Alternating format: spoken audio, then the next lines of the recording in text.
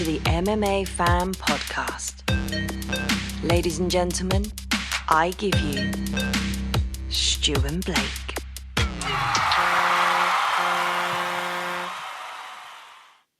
Hello and welcome to the MMA Fan Show. I am Blake Harrison. Joining me as always is Stuart. Oh,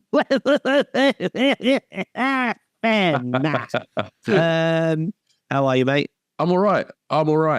You good? I am very good. I'm very good. We've literally just finished a record of our pre-UFC 309. Don't let them see behind the curtain. It was as if we knew each other again. Peek back here, guys. You'll see Stu naked. We've just done UFC 309, talking about Jones Stipe. We weren't overly enthused by the card and the fact that we're having to pay 20 quid for it and all that stuff. However, you can go and check that out. We do raise some interesting points, I think, and we talk about the rest of the card, and there is one particular fight on there that's an absolute banger. So we talked a bit about that. So if you haven't listened to that yet or watched that yet, please go and do that. But we're here today for a little special episode because at the end of this week, love it or hate it, whether you think it's going to be a fun time or a potential, I was going to say funeral, but that sounds just too awful, doesn't it? I don't want to say that. That's quite brutal. That's quite brutal. Let's not do that. But basically, it's either going to be fun or it's not going to be fun. Jake Paul is fighting Mike Tyson. Whether you like it or not, it is happening, and it's happening on Netflix. So this is what today's special is all about. Before we get onto that, we need to mention Hat Candy, because they are our sponsors and they do lots of lovely freeze-dried sweets. Normally, we are in our studio and we can show you all the goods, all the delicious freeze-dried goodness that they have on offer. Sadly, we're not in the studio today. That has been sawn in half and moved. But if you like, it's being put back together. It's been put back together. Yeah, it's fine. Yes. So if you like your penny sweets, Skittles, Wham bars, whatever it is, freeze-dried and in delicious sugary tubs, then you need to get onto Fat Candy. And you can put in a discount code, SWEET MMA, that's SWEET MMA, and get a lovely discount on your sweetie goodness. So get those; they are delicious, and enjoy yourselves. Look, we're not. This is called the MMA Fan Show. We have had boxers on. We had an actual heavyweight prospect in Johnny Fisher come in the studio, and we've been blessed to have spoken to Cole Frampton as well on this show. Obviously, we're fans of combat sports. I think when we talk boxing, I think it's probably safe to say I'm a bit more of a boxing fan than what you are, Blake. 100%. And when I was growing up watching Mike Tyson, because I'm that old, I got to watch him. You was probably running around in your Ultimate Warrior gym jams watching WW. Oh, I was, baby. Shoelaces tied around my arms, face paint, you name it. Well, look, I mean, we talk about, I guess people look at wrestling and think it is a bit of a farce and a show, but it ticks all the boxes. You could probably equate that to this fight that we're discussing today.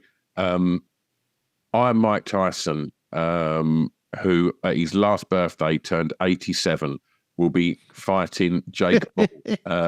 I mean, it is crazy. 58 years, 4 months, 2 weeks, 2 days. That's crazy, and he's fighting a 27-year-old man. Look, there's so much that I just want to... This isn't going to be a long show because, it feels almost nuts talking about this because it is so ridiculous, but it's going to be at the forefront of combat sports news all week and next week, I imagine. Look, Mike Tyson is, in a lot of people's opinion, the greatest heavyweight of all time. A lot of people will lean into Ali.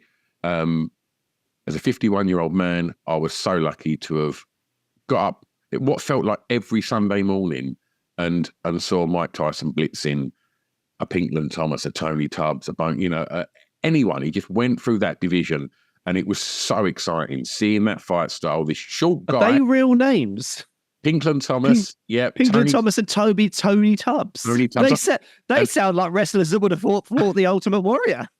I think he won a Tony belt. Tubbs. I think he won a belt from Tubbs. He obviously beat Burbick to win the belt. And I think, who was the other one he beat? Tony Tucker, maybe? He won was it Tony Tucker that he beat?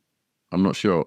When I say Tony Tucker, I just think of all them Essex Boys gangsters that are in them films. But yeah, he went through everybody with ease. And it was he was terrifying. Black shorts, white towel, walking out, sweating and people were beat before he even got in the ring. And no one more so than Michael Spinks, brother of the Leon Spinks, and he was this light heavyweight champ that everyone was saying was going to be the guy that was going to step up and was finally going to box Tyson. And I've never seen anybody look more scared on a ring walk than Michael Spinks. If you ever get a chance to watch it, it really encapsulates what Mike Tyson was doing to people in that division. They were beaten before they got in the ring, and this guy that was going to be the first person to test him, Mike Tyson put him away in 91 seconds. He was ferocious.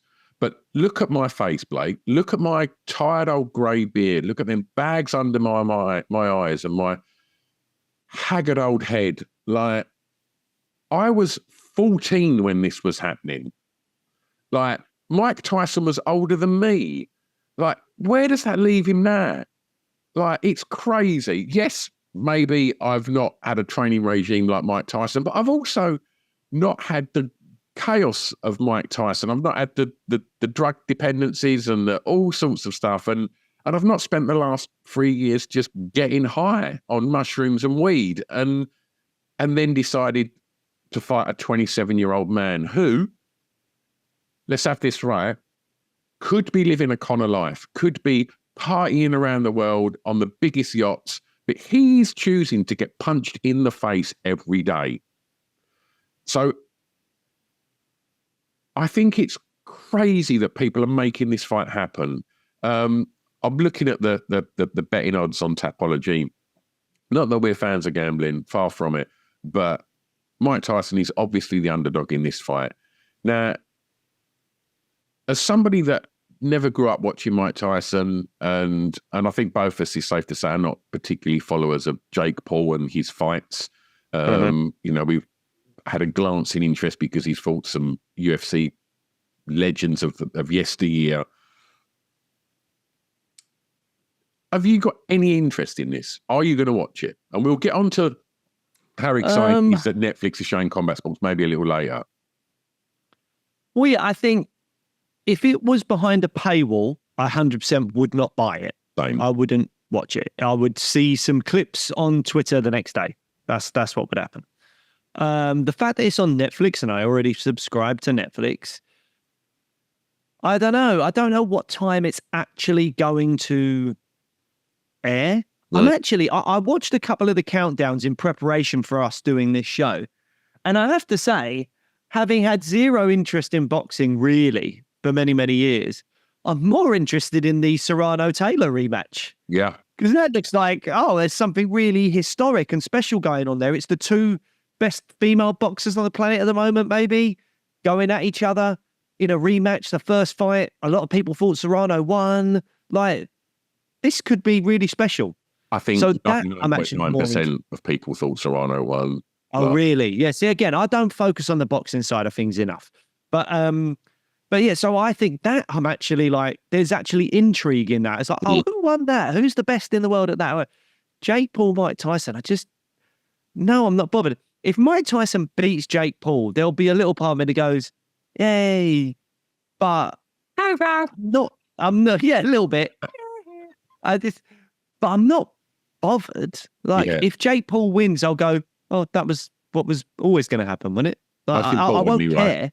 Let's put this out there, right? There's no winners in this fight.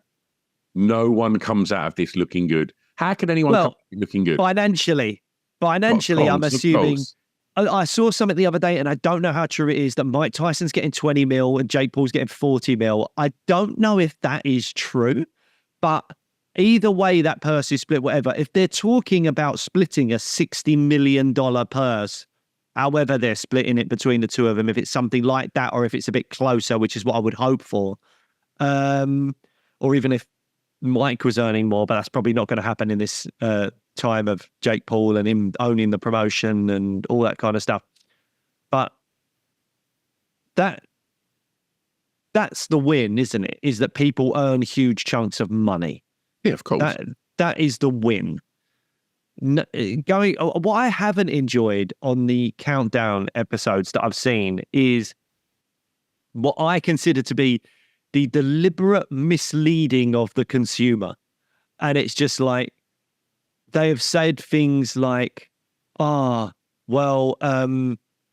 one's taken Jake Paul and his accomplishments seriously, or like, even if he beats Mike Tyson, they still won't give him the credit he deserves. It's like, but why should they? He would have beaten a 58-year-old man who just had to pull out of the fight a few months ago because of a stomach ulcer.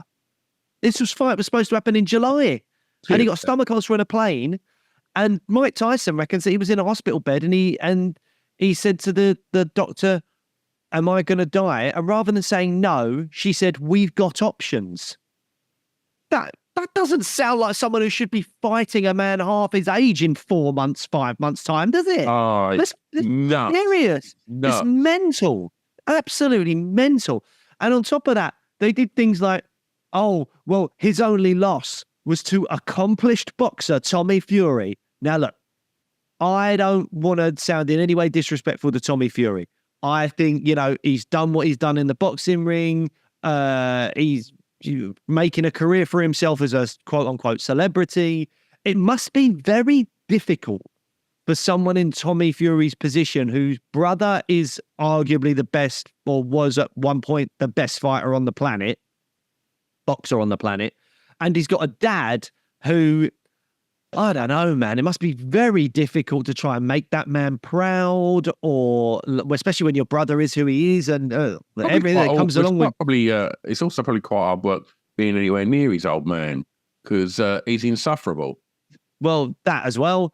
But to be calling Tommy Fury an accomplished boxer, when I remember Eddie Hearn once saying Tommy Fury wouldn't even be a British champion, just doesn't seem right to me. And there'll be people across the globe, all these youngsters that love Jake Paul, all these people in America, whatever, thinking, his only loss was to Tommy Fury. That's Tyson Fury's younger brother. He must be like an ex-world champ, or he's been close to being a world champ. Like, no, he's nowhere near that. Eddie Hearn's come out and said he wouldn't even be a British champion.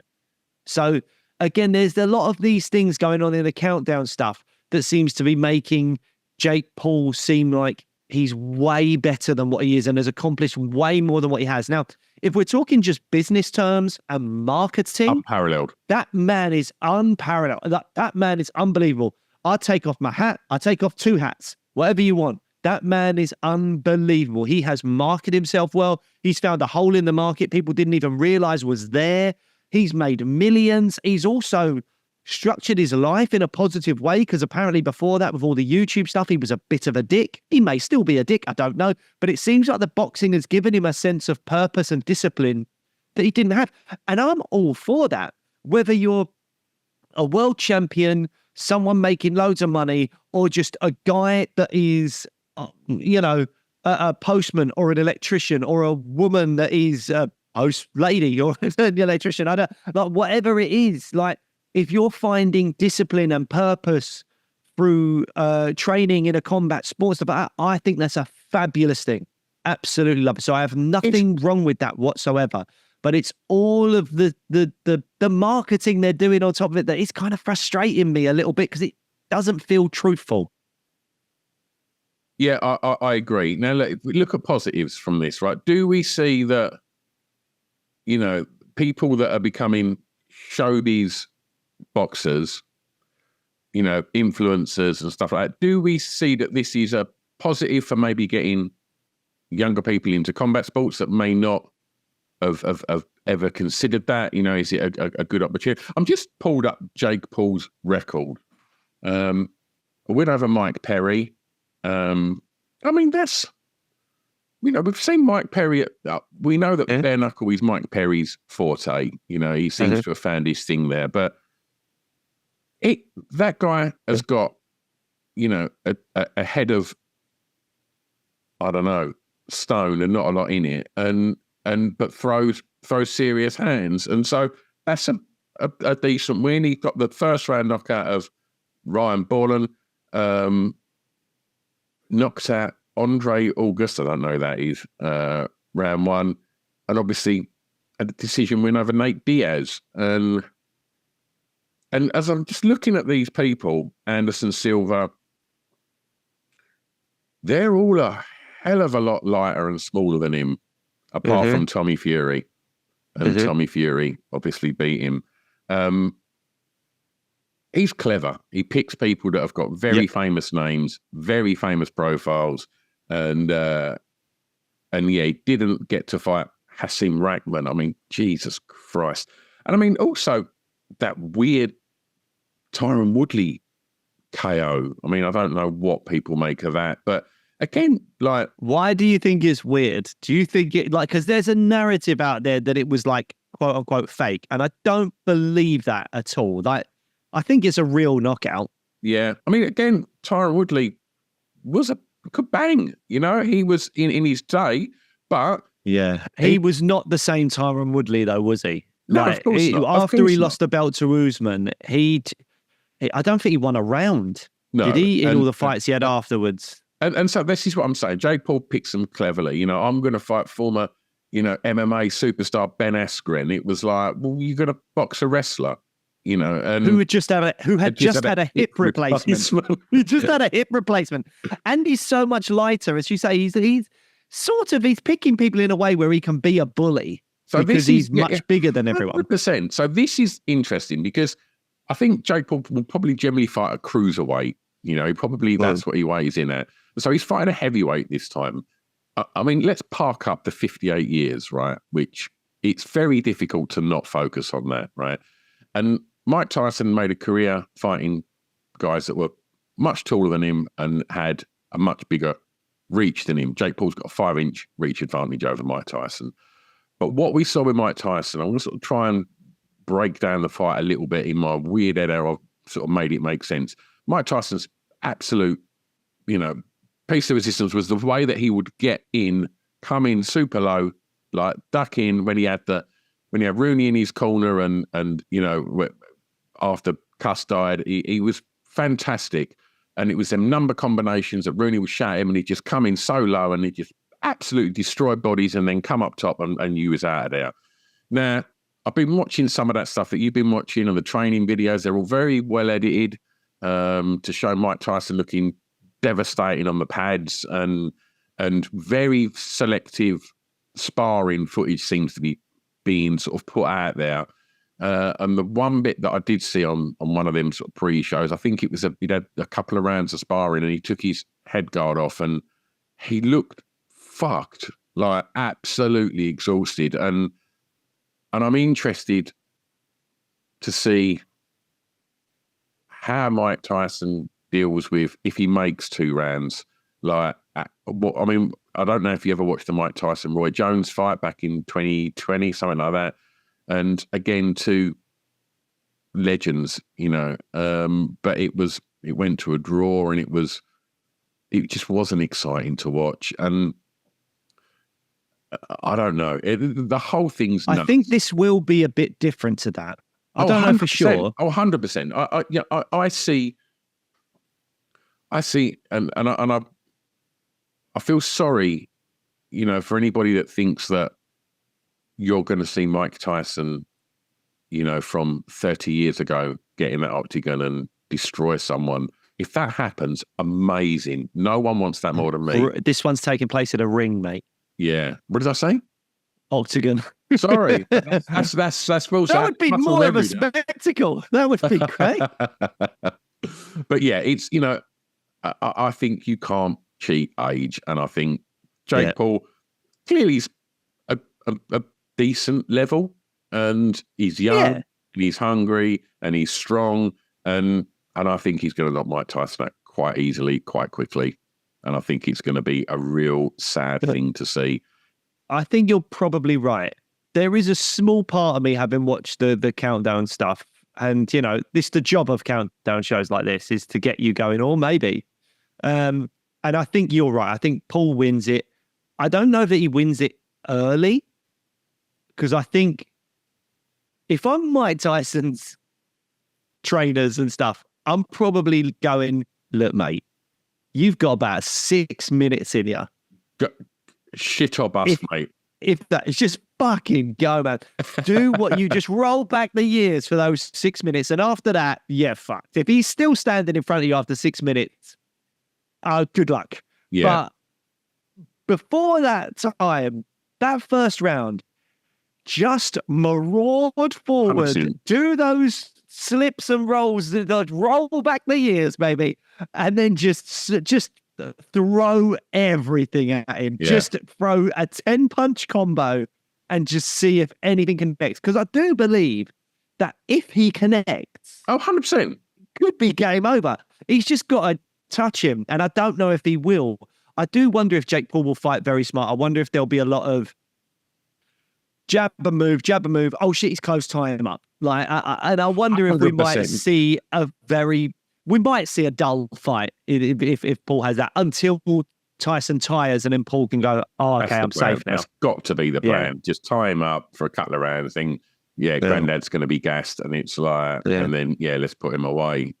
But to echo what you said, if I saw Mike Tyson just throws wild flurries in that first round and somehow puts him away, it will be hilarious and wonderful. And I think it'll be something that, please then just don't start creating a story up for a rematch. But, Mike Tyson, go and spend your 20 mil on high quality weed and just have a nice retirement, mate. And buy some pigeons. Buy some more pigeons, mate. Pretty bird. I'm all over it. But look, I guess that's all we need to talk about, really, isn't it? It's like, it's a farce in itself. Is there anything else that you wanted to chat about? No, not really. Look, what I would say is the Taylor Serrano fight genuinely intrigues me. Yeah. Like, knowing nothing about boxing, hearing about the first fight, and it seems like something's genuinely at stake in that fight. And I also think, for all of Jake Paul's flaws and issues, I think he's doing something really good here by helping to level up women's boxing in terms of not necessarily the caliber of it, because Katie Taylor and Amanda Serrano existed before Jake Paul. But what I mean when I say that is the level of exposure. The level of exposure that Katie Taylor and Amanda Serrano will get, especially if they put on an incredible fight on Netflix as well. I think that would do wonders for women's combat sports, and particularly women's boxing. And I think that's actually something to be commended, that is the co-main event. I think that's a great thing. I know obviously Jake Paul has his own things at stake. So I think he sort of manages Amanda Serrano's career somewhat. So obviously he has a selfish interest in that, but I still think it's a great thing. Everybody wins there. Everyone wins it. I think that's actually a really, really great thing. And what would actually be really wonderful is if whatever happens in the main event happens, and but the talking point afterwards is the co-main. Is like, that main event was boring, Paul won on points or whatever it was, blah, blah. Did you see the co-main though? Taylor Serrano was incredible, back and forth. I want a trilogy, blah, blah, blah. That would actually be the thing that makes this all worth it for me, because that would be two elite level athletes getting the props that they deserve. One of the other things that I did say at the beginning of the show I wanted to talk about as well was just the fact that people are going to be tuning in to Netflix to watch live combat sports. That excites me. I'm really intrigued to see where that is going to go. Whether there's conversations with, lots of the big boxing promoters, if there's conversations with Dana White, if I don't know. And I think it's all coming, man. I think if you could then have, I don't know how they're going to do it, if there'll be a premium Netflix subscription where you get, all of your all of your live sports. You know, the thought that maybe one championship would do a deal with it will be fucking great. Like it could be good. They've already sort of dipped a toe in the market because they bought WWE Raw. So one of the flagship shows, they usually have 2 a week. It's Raw and SmackDown. And then there's pay-per-views. I don't know what's going on with that. But with WWE Raw, which is a once a week show, Netflix have bought that. I don't know when it starts. It might be 2025. But Raw will be played on Netflix as of maybe next year or something like that. So they're already dipping a toe in it. Now they've got the boxing as well. Amazon have been doing sport for a while. They've had Premier League and Champions League games, I think, for a bit. So I definitely think UFC's TV rights with ESPN are finishing or need to be renewed soon. Yeah. So I think there's definitely a world in which Dana White and the UFC are talking to Netflix about potential broadcast situations and partnering with them going forward. So we could be in a whole new age of combat sports being on Netflix and things like that. Definitely something that's bubbling. Wonderful. Well, look, enjoy the fights, and I guess we'll on our post UFC 309 show next week. I'm sure we will touch upon the outcomes of the Katie Taylor fight and the Jake Paul. One last thing about the Netflix thing. Do you think you'll have to watch it live, or do you think like if you wake up in the morning at like 7 or 8 a.m., you could go onto Netflix and click Jake Paul Tyson and get the whole event? I did wonder that. Do you think it would just be a live thing? Literally wondering about that. I hope so. I hope so too. I hope it's not you have to watch it live. Yeah. Like, I think ultimately, surely Netflix, all they're interested in is new subscribers, right? So you would think so, yeah. Yeah. So we'll wait and see. It's all interesting. We'll wait and see. Yeah. We'll see you next time. In the meantime, I don't know. What should they do in the meantime? In the meantime, I should go over and give us a follow on YouTube and give us a follow on TikTok and Instagram. Yes, do that. Bye, guys.